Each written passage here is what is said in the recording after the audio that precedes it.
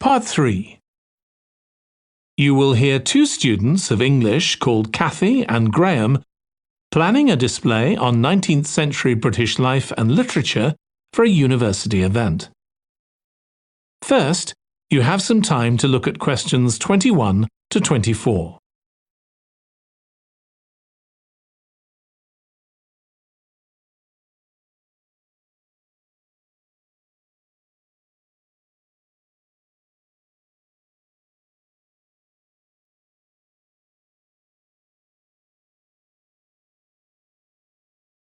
Now listen carefully and answer questions 21 to 24.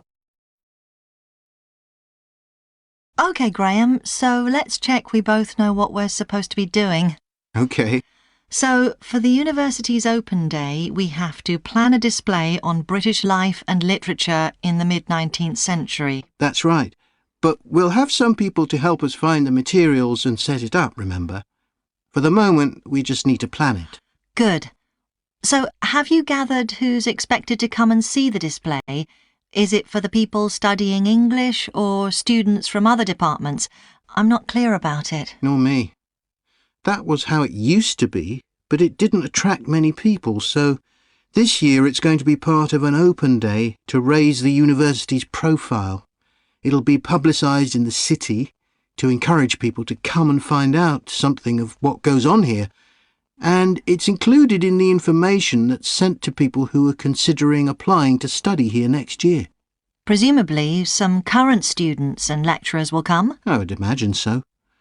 But we've been told to concentrate on the other categories of people. Right.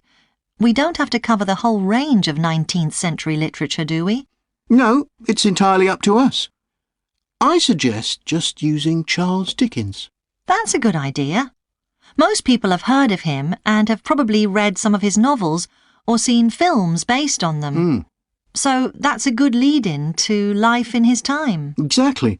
And his novels show the awful conditions that most people had to live in, don't they? He wanted to shock people into doing something about it. Did he do any campaigning other than writing? Yes, he campaigned for education and other social reforms and gave talks.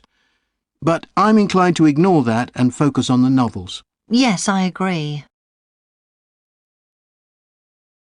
Before you hear the rest of the discussion, you have some time to look at questions 25 to 30.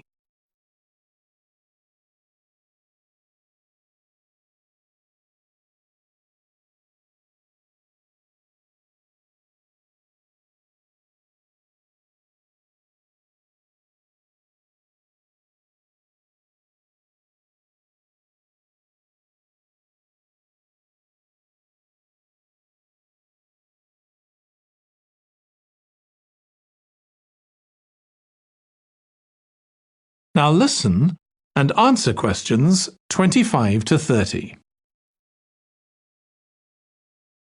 OK, so now shall we think about a topic linked to each novel?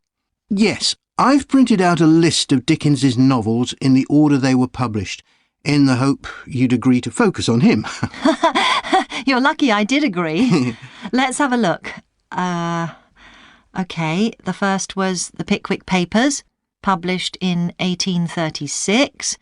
It was very successful when it came out, wasn't it? And was adapted for the theatre straight away.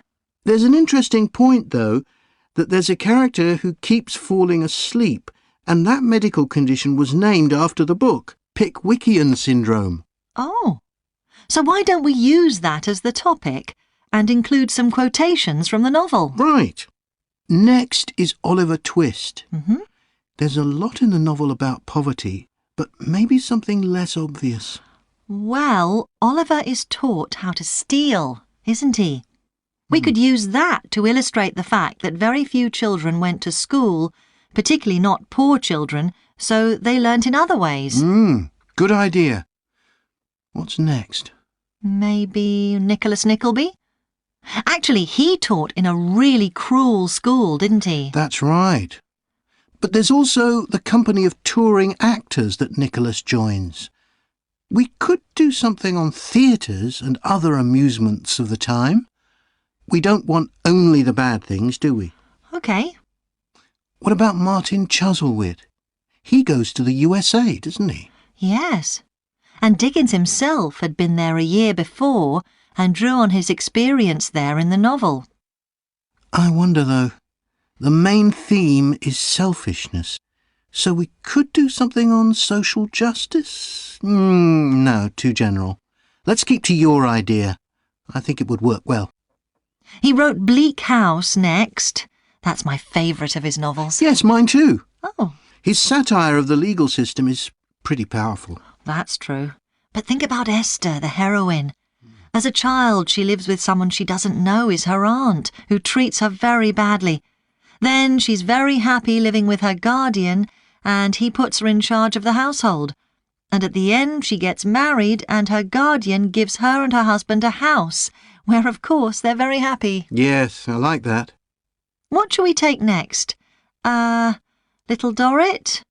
Old Mr. Dorrit has been in a debtor's prison for years. So was Dickens's father, wasn't he? That's right. What about focusing on the part when Mr. Dorrit inherits a fortune and he starts pretending he's always been rich? Good idea. OK. So next we need to think about what materials we want to illustrate each issue. That's going to be quite hard.